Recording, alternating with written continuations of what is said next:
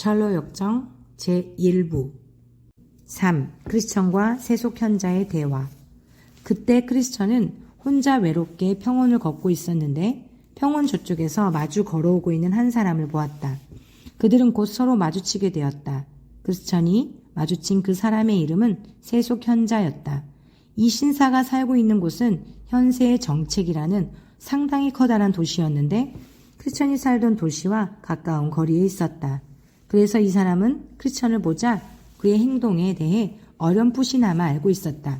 왜냐하면 크리스천이 고향인 멸망의 도시로부터 떠나 영생을 구하러 떠나간 일이 그가 살고 있던 도시에서뿐만 아니라 이웃 지역에서도 커다란 화제거리가 되었기 때문이었다. 세속현자는 걸음걸이가 몹시 피곤하게 보일 뿐만 아니라 한숨과 신음과 고뇌의 표정으로 보아 그가 크리스천일 거라고 짐작하고 그에게 다가가 말을 걸기 시작했다. 세속현자. 안녕하세요. 그렇게 무거운 짐을 등에 지고 대체 어디로 가는 길이십니까? 크리스천. 무거운 짐을 지고 있다고요? 사실 세상에 어느 누구도 저처럼 힘들고 가련한 존재는 없을 것입니다. 어디로 가고 있느냐고 물으셨는데 대답해 드리겠습니다. 저쪽 문을 향해서 지금 가고 있는데 그 문까지 가면 제 이 무거운 짐을 벗어버릴 수 있는 방법을 가르쳐주는 사람이 있다는 말을 들었기 때문입니다. 세속현자. 당신에게 아내와 자식들이 있습니까? 크리스천. 예, 물론 있지요. 하지만 이 무거운 짐 때문에 옛날처럼 그들과 함께 즐거움을 나눌 수 없게 되었습니다. 그러니 이제 그들은 제게 없는 거나 마찬가지로 생각됩니다. 세속현자. 제가 좋은 충고를 드린다면 귀담아 들으시겠습니까? 크리스천. 좋은 충고라면 듣겠습니다. 저는 좋은 충고를 몹시 원하고 있거든요. 세속현자. 그렇다면 제가 조언해 드리겠습니다. 우선 한시바삐 그 무거운 짐을 벗어버리십시오. 짐을 벗어버리기 전까지는 결코 마음의 안정을 얻지 못할 것이며 하나님이 당신에게 베푸시는 축복의 은혜도 기쁜 마음으로 누리지 못할 것입니다. 크리스천. 이 무거운 짐을 어서 벗어 던지는 것이 바로 나의 소망입니다. 하지만 혼자 힘으로는 벗어버릴 수가 없어요. 또한 고향에서도 저의 무거운 짐을 벗겨줄 수 있는 사람이 아무도 없었습니다. 그렇기 때문에 제가 이미 당신에게 말씀드린 바와 같이 이 짐을 벗기 위해 지금 길을 가고 있는 중입니다. 세속현자. 이 길로 가면 짐을 벗어버릴 수 있다고 말해준 사람이 누구입니까? 크리스천. 매우 위대하고 고귀한 분 같이 보였답니다. 제가 기억하기로 그의 이름은 전도자입니다. 세속현자. 저는 그 사람의 충고를 비난하지 않을 수 없군요. 아마 그가 당신에게 가르쳐준 방법은 세상에서 가장 위험하고 어려운 방법일 것입니다. 만일 당신이 그의 방법을 따르고자 한다면 앞으로 어렵고 위험한 고비들을 수없이 겪게 될 것입니다. 방금 전에 당신이 낙심의 늪에 빠져 온몸이 진흙토성이가 된 걸 보니 벌써 위험한 고비를 하나 넘겼음을 알 수 있군요. 그러나 이 길을 가는 사람들이 부딪히게 될 여러 가지 어려움을 생각해 볼 때 그 수렁은 단지 시작에 불과합니다. 저는 당신보다 나이도 더 먹었고 경험도 더 많이 해본 사람이니 제 말을 귀담아 들으십시오. 이 길을 그냥 계속 따라가다가는 피로와 고통, 굶주림, 공포, 헐벗음뿐만 아니라 시퍼런 칼날, 사자들, 용, 암흑 등 한마디로 말해서 죽음 그 자체를 만나게 될 것입니다. 이러한 고통들이 이 길에 깔려 있다는 것은 틀림없는 사실이며 이미 그런 것들을 겪어본 여러 사람들의 증언으로 확인되어 있지요. 자, 그러니 생전 처음 보는 낯선 사람의 말을 듣고 자신의 운명을 그렇게 아무데나 던져버릴 이유가 도대체 어디 있겠습니까? 크리스천. 아, 현명하신 선생님. 사실은 지금 말씀해 주신 모든 고통과 위험보다도 제 등에 지워진 이 무거운 짐이 제게는 더욱 괴롭고 무섭게 느껴집니다. 만일 이 무거운 짐들을 벗어 던질 수만 있다면, 그리하여 영생의 구원을 얻을 수만 있다면 도중에 어떤 고통과 어려움을 겪게 될지라도 저는 두려워하지 않을 것입니다. 세속현자. 처음에 어떻게 해서 그 무거운 짐을 지게 되었습니까? 크리스천. 제 손에 들고 있는 이 책을 읽은 후로부터입니다. 세속현자. 그럴 것이라고 짐작하고 있었습니다. 모든 연약한 인간들에게 일어나기 쉬운 갈등과 오류에 당신도 휩싸이게 된 것입니다. 그들은 자신들의 수준에 맞지도 않는 너무 높은 것들을 추구하면서 쓸데없는 걱정에 휩싸이다가 갑자기 당신처럼 정신적 착락증에 빠집니다. 더구나 정신착락증은 지금 당신이 스스로 택한 어리석은 행동의 결과처럼 사람으로 하여금 인간성을 잃게 하여 자신도 잘 알지 못하는 것을 얻으려는 무모한 모험을 하게 만듭니다. 크리스천, 저는 제가 무엇을 얻고자 하는지 알고 있습니다. 지금 제가 지고 있는 이 무거운 짐으로부터 벗어나는 일입니다. 세속현자, 짐으로부터 벗어나기 위해 이처럼 많은 위험과 고통이 눈앞에 있는 것을 뻔히 알면서도 구태여 모험을 무릅써야 할 이유가 도대체 무엇입니까? 제 말에 귀를 기울여 주신다면 당신 혼자서 이 길을 계속가고자 할 때 부딪히게 될 온갖 어려움과 위험한 난관들을 만나지 않고도 당신이 소망하는 것을 얻을 수 있는 좋은 방법을 가르쳐 드리겠습니다. 정말입니다. 그 방법은 아주 가까운 곳에 있습니다. 그뿐만 아니라 가르쳐 드리는 방법대로 하신다면 당신은 온갖 위험들 대신에 안정과 우정과 만족감을 얻을 수 있게 될 것입니다. 크리스천, 선생님, 어서 그 비결을 제게 알려주십시오. 세속현자, 자, 저쪽을 보십시오. 저쪽에 있는 마을 이름은 도둑이라고 하는데 그곳에는 합법이라는 이름의 신사분이 살고 계십니다. 그분은 판단력이 아주 뛰어나서 명성이 높은 분이며 당신같이 어깨에 무거운 짐을 지고 고생하는 사람들을 도와 짐에서 벗어나게 해주는 훌륭한 기술을 지니고 있습니다. 제가 알고 있는 경우만 하더라도 그는 이러한 일을 함으로써 많은 선행을 쌓으신 분이지요. 더군다나 등에 짊어진 무거운 짐 때문에 다소 생각이 빗나간 사람들의 이상한 증세를 고쳐줄 수 있는 기술도 그는 지니고 있답니다. 그러니 어서 그분께 가보도록 하시오.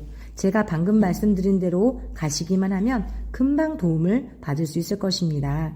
그의 집은 여기서 채 1km도 되지 않는 곳에 있습니다. 만일 그분께서 혹 집에 계시지 않거든 예의라는 이름을 가진 그의 젊은 아드님을 찾으십시오. 그도 역시 아버지 못지않은 판단력과 기술을 가지고 있으니 당신의 짐을 쉽게 벗겨줄 것입니다. 만일 당신이 전에 살던 고향으로 돌아가고 싶지 않다면 물론 저 역시 당신이 집으로 돌아가는 것을 원치 않지만 아내와 자식들을 마을로 데려와 살 수도 있습니다.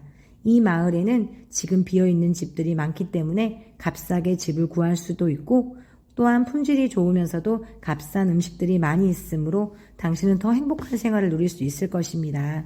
더구나 정직하고 믿을 수 있는 이웃들이 있기 때문에 틀림없이 만족스러운 생활이 보장되리라고 봅니다. 이 말을 듣고 크리스천은 잠시 망설였으나 이내 결정을 내렸다. 만일 이 신사가 한 말이 사실이라면 그의 충고를 따르는 것이 현명한 처사라고 생각하고는 덧붙여 물었다. 크리스천, 선생님, 그 현명하고 정직하신 분의 집은 어디에 있습니까? 세속현자, 저쪽에 있는 높은 언덕이 보이십니까? 크리스천, 예, 아주 잘 보입니다. 세속현자, 저 언덕을 넘어가면 첫째 집이 바로 그분의 집입니다. 그리하여 가던 길을 바꾼 크리스천은 더 손쉽고 현명한 도움을 얻기 위하여 합법의 집으로 향했다. 그러나 어찌된 일인가 그가 힘들여 언덕 가까이 이르렀을 때 언덕은 굉장히 높고 가파를 뿐만 아니라 산 중턱 여기저기에 커다란 바위와 깊은 골짜기들이 위험스럽게 깔려 있어 그는 혹 그 바위들이 그의 머리 위로 떨어지지는 않을까 두려워서 더 이상 나아갈 수가 없었다. 그리하여 그는 언덕 앞에 우두커니 서서 어찌해야 좋을까 망설이고 있었다.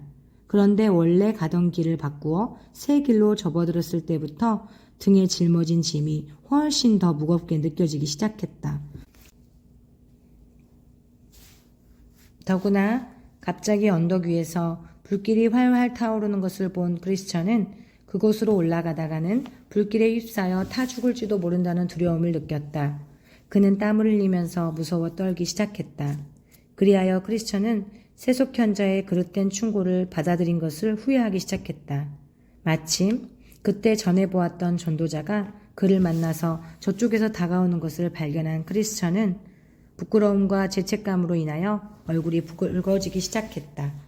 차츰차츰 가까이 다가와 마침내 서로 마주보게 되었을 때 전도자는 엄한 표정으로 크리스천을 바라보며 캐묻기 시작했다. 전도자, 크리스천, 어찌하여 이런 곳에 오게 되었습니까? 크리스천은 어떻게 대답할지를 몰라 당황하면서 얼굴을 붉힌 채 우두커니 서 있었다. 그러자 전도자가 다시 말을 이었다. 전도자, 당신이 바로 멸망의 도시 성문 밖에서 울며 괴로워하던 사람이 아닙니까? 크리스천, 예, 선생님, 제가 바로 그 사람입니다. 전도자, 제가 당신에게 작고 좁은 문으로 가는 길을 가르쳐드리지 않았습니까? 크리스천, 예, 그렇습니다. 전도자, 그렇다면 무슨 이유로 이렇게 쉽사리 결심을 바꾸어 다른 길로 들어서게 되었습니까? 크리스찬, 낙심의 늪에서 가까스로 빠져나오자마자 신사한 분을 만났는데 그분께서는 저쪽 언덕 너머에 있는 마을로 가면 저의 무거운 짐을 벗겨줄 수 있는 훌륭한 사람을 만나게 될 거라고 저를 설득하였습니다. 전도자, 그분은 어떤 사람이었습니까? 크리스찬, 매우 점잖고 권위 있는 신사로 보였으며 어찌나 능숙하게 말을 잘하는지 결국 제가 그의 말에 현혹되어 그만 딴 길로 들어서게 되었답니다. 그러나 막상 여기까지 와서 눈앞에 놓인 언덕을 바라보니 커다란 바위가 여기저기 깔려 있고 불길이 타오르고 있어 그냥 저길로 가다가는 죽음을 만날 것 같아서 두려움에 사로잡힌 채 갑자기 걸음을 멈추게 되었지요. 전도자, 그 신사가 뭐라고 말하던가요? 크리스천, 처음에는 어디로 가느냐고 묻길래 사실대로 대답해 주었지요. 전도자, 다음에는 뭐라고 물었습니까? 크리스천, 저에게 가족이 있느냐고 묻길래 그렇다고 대답했지요. 그러나 이처럼 무거운 짐을 등에 짊어지고는 이전처럼 그들과 즐겁게 지낼 수가 없다고 말했습니다. 전도자, 그랬더니 또 뭐라고 하던가요? 크리스찬, 그는 제게 어서 빨리 짐을 벗어 던지라고 하더군요. 저 역시 짐을 벗어버리기를 원하고 있기 때문에 구원을 받을 수 있는 장소에 대한 자세한 지시를 얻을 수 있도록 저쪽 문을 향하여 가는 중이라고 했지요. 그랬더니 그는 당신이 제게 가르쳐준 길처럼 많은 어려움과 위험이 따르지 않는 훨씬 편하고 빠른 지름길을 가르쳐 주겠다고 했습니다. 그 길로 가면 판단력이 뛰어나고 이러한 짐들을 쉽게 벗겨줄 수 있는 기술을 지닌 고귀한 신사의 집에 이르게 된다고 했지요. 그리하여 어서 빨리 이 짐을 벗어버리고 싶은 생각에 그만 귀가 솔깃해져서 가던 길을 버리고 이 길로 들어서게 된 것입니다. 그러나 막상 여기까지 와보니 아까 말씀드린 대로 언덕이 너무 험하여 혹 죽음을 당할까 두려워서 지금 어찌할 바를 모르고 서 있는 중입니다. 전도자, 그렇다면 잠깐 그대로 서 계십시오. 제가 당신께 하나님의 말씀을 보여드리리이다. 그리하여 그는 떨면서 서 있었고 이윽고 전도자가 하나님의 말씀을 읽어주었다. 너희는 삶과 말씀하시는 일을 거역하지 말라. 땅에서 경고하신 이에 거역한 그들이 피하지 못하거든. 하물며 하늘로부터 경고하신 이를 배반하는 우리일까 보냐. 그는 다시 계속 읽어주었다. 나의 의인은 믿음으로 말미암아 살리라. 또한 뒤로 물러가면 내 마음이 그를 기뻐하지 아니하리라. 그는 하나님의 말씀을 읽고 나서 그 말씀을 적용하여 말하기 시작했다. 당신은 지금 지극히 높으신 하나님의 권고를 물리치고 평화를 향한 길에서 벗어나 파멸과 멸망의 길로 들어섬으로써 스스로 불행을 자초하고 있습니다. 이 말을 듣고 크리스천은 하얗게 질린 얼굴로 죽은 듯이 전도자의 발 아래 엎드린 채 울부짖었다. 오, 슬픈 일입니다. 이제 다 틀렸으니 저주받아 마땅한 저는 어찌해야 좋을까요? 그러자 전도자는 크리스천의 오른손을 잡아 일으키면서 말했다. 사람이 지은 모든 죄와 모독은 사함을 얻을 수 있으니 믿음을 버리지 말고 믿음 있는 자가 되도록 하십시오. 이 말을 듣고 크리스천은 다소 생기를 얻는 듯 했으나 아직도 두려움에 떨며 전도자 앞에 서 있었다. 전도자는 계속해서 말했다. 지금부터 제가 당신께 말씀드리는 것들을 좀 더 주의 깊게 들어주십시오. 이제 당신을 현혹시키는 자가 누구며 또한 누가 그 자를 당신께 보냈는지 가르쳐 드리리이다. 당신이 만났던 사람은 세속현자라는 사람인데 그는 그렇게 불리는 것이 마땅한 사람이지요. 왜냐하면 우선 그는 이 세상의 교훈이나 신조를 좋아하기 때문에 늘 도덕이란 도시의 교회에만 나가고 있습니다.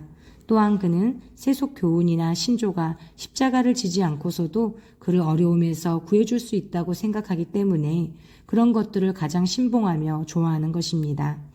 이와 같이 그의 세속적인 기질 때문에 그는 당신을 방해하여 옳은 길을 벗어나 다른 길로 가도록 공고하는 것이지요. 그런데 그자의 공고 중에서 당신이 전적으로 물리쳐야 할 3가지 중요한 것들이 있습니다. 1. 당신을 바른 길에서 벗어나게 한 점. 2. 당신이 십자가를 꺼려하도록 유도한 점. 3. 당신으로 하여금 사망의 골짜기에 이르는 길로 가도록 유혹한 점. 첫째로 당신은 그가 당신을 유혹하여 가던 길을 버리게 했고 당신이 그의 말대로 행동하게 만든 것을 혐오하고 두려워해야 합니다. 세속현자의 그릇된 권고를 따르는 것은 곧 하나님의 권고를 거부하는 것이기 때문입니다. 하나님께서는 좁은 문으로 들어가기를 힘쓰라고 말씀하셨는데 제가 당신에게 가르쳐준 길이 바로 그 좁은 문입니다. 또한 주님께서는 멸망으로 인도하는 문은 크고 그 길이 넓어 그리로 들어가는 자가 많고 생명으로 인도하는 문은 좁고 길이 협착하여 찾는 자가 적음이니라고 말씀하셨습니다. 그런데 그 악한 세속현자는 좁은 길로 가고 있던 당신을 유혹하여 파멸에 이르는 다른 길로 이끌었으니 당신은 그의 말에 쉽게 넘어간 당신 자신과 그 악한 현자를 둘 다 혐오해야 합니다. 둘째로 그자가 당신으로 하여금 십자가의 짐을 싫어하도록 유도했으니 이를 혐오하지 않으면 안 됩니다. 왜냐하면 당신은 십자가를 애굽의 보화보다 더 귀히 여길 줄 알아야 하기 때문입니다. 그뿐 아니라 영광의 왕이신 주님께서는 제 목숨을 얻고자 하는 자는 잃을 것이요 라고 당신에게 말씀하셨고 그를 따르는 무리들에게 물은 내게 오는 자가 자기 부모와 처자와 형제 자매 및 자기 목숨까지 미워하지 아니하면 능히 나의 제자가 되지 못하리라고 가르치셨습니다. 그러므로 무릇 죽지 않고는 영생을 얻을 수 없다고 하신 진리의 말씀을 무시하는 자가 당신을 설득하려 한 것을 혐오해야 합니다. 셋째로 그가 한 말을 그대로 믿고 쉽사리 발길을 돌려 사망의 권세로 이르는 길에 들어선 당신 자신을 미워하고 반성해야 합니다. 또한 그가 당신에게 찾아가 만나보라고 가르쳐준 사람이 과연 누구인지를 생각해 보아야 하고 그가 결코 당신의 무거운 짐을 벗겨주지 못할 것이라는 사실도 깨달아야 합니다. 당신이 무거운 짐에서 구원받으려고 찾아가는 사람의 이름은 율법인데 그는 지금도 자녀들과 더불어 종노릇하고 있는 계집종의 아들입니다. 그리고 신비롭게도 당신이 당신의 머리 위로 떨어져 버릴 것처럼 두려워하였던 신의 산이 바로 그녀입니다. 당신은 어째서 지금도 종노릇하고 있는 사람들에게서 구원을 얻기를 기대하시는지요? 그러므로 그 율법이라는 자가 당신의 짐을 벗겨주지 못하리라는 것은 확실한 일입니다. 지금까지 어느 누구도 그의 도움으로 짐을 벗은 일이 없었고 앞으로도 그럴 리가 만무합니다. 율법의 행위로는 의롭다 하심을 얻지 못하니 이는 율법의 행위로는 어느 누구도 짐을 벗을 수 없기 때문입니다. 그러므로 세속현자는 거짓말쟁이요 율법이란 자는 사기꾼에 불과하며 그의 아들인 예인은 겉으로는 점잖은 표정을 짓고 있지만 결국 위선자에 지나지 않습니다. 이렇듯 그들은 당신을 도와줄 수 없는 사람들이니 이제 제 말을 믿으십시오. 당신이 이 어리석은 사람들로부터 들은 이야기들은 헛된 속임수일 뿐이며 그들은 당신을 현혹시켜 제가 당신께 알려드린 바른 길을 벗어나게 함으로써 당신의 구원을 일부러 방해하려는 협작꾼들입니다. 전도자는 말을 마치자 자신이 한 말의 진실성을 증명해달라고 큰 소리로 하나님께 호소했다. 그러자 크리스천이 밟고 서 있는 산에서 하나님의 말씀이 들리면서 커다란 불길이 솟아올라 크리스천의 머리카락을 곤두서게 만들었다. 하나님의 말씀은 이러하였다. 무릇 율법 행위에 속한 자들은 저주 아래 있나니 기록된 바 누구든지 율법책에 기록된 대로 모든 일을 항상 행하지 아니하는 자는 저주 아래 있는 자라 하였음이라. 이제 크리스천은 죽음만을 원하면서 슬픈 목소리로 울부짖기 시작했다. 그는 세속현자와 만났던 때를 저주하면서 그의 거짓된 충고에 쉽사리 넘어가 버린 자기 자신을 바보들 중에서 바보라고 수천 번 외쳤다. 그는 또한 세속적이고 인간적인 욕망에서 우러나오는 그 세속현자의 충고에 현혹되어 바른 길을 저버린 자신의 행동에 깊은 부끄러움을 느꼈다. 다소 진정이 되었을 때 크리스천은 다시 전도자에게로 다가가 다음과 같이 간절한 호소를 하였다. 크리스천, 전도자님, 선생님은 어떻게 생각하십니까? 제게도 아직 희망이 남아 있습니까? 지금이라도 다시 바른 길로 되돌아가서 그 좁은 문으로 갈 수 없을까요? 아니면 이 어리석은 실수로 인하여 구원의 희망을 잃은 채 부끄러운 모습으로 고향에 돌아가야 하나요? 저는 지금 그 세속현자의 거짓된 충고에 현혹되어 버린 것을 몹시 후회하며 반성하고 있습니다. 저의 죄가 용서받을 수 있을까요? 전도자, 당신은 두 가지 실수를 저질렀기 때문에 실로 당신의 죄는 매우 큽니다. 바르고 선한 길을 저버린 것이 하나요. 금지된 길로 걸어간 것이 다른 하나입니다. 그러나 그 문지기는 사람들에게 선의와 호감을 갖고 있는 사람이므로 당신을 받아줄 것입니다. 그러니 다시는 옆길로 빗나가지 않도록 단단히 주의하십시오. 만일 주의 진노가 조금이라도 바란다면 당신이 길에서 망할까 두렵습니다. 그러자 크리스천은 다시 돌아가겠다고 말했고 전도자는 그에게 입맞춤을 해주며 어서 서둘러 하나님을 향해 떠나라고 미소로써 격려해 주었다. 이렇게 해서 크리스천은 서둘러 다시 걷기 시작했다. 도중에 만나는 어느 누구에게도 말을 걸지 않았고 혹 누가 그에게 말을 걸어와도 대답조차 하지 않았다. 그는 마치 금지된 구역을 걷고 있는 사람처럼 서둘러 걸었으며 세속현자의 꾀임에 빠져 쉽사리 팽개쳐버렸던 바른 길로 다시 들어서기 전까지는 마음을 놓을 수가 없었다.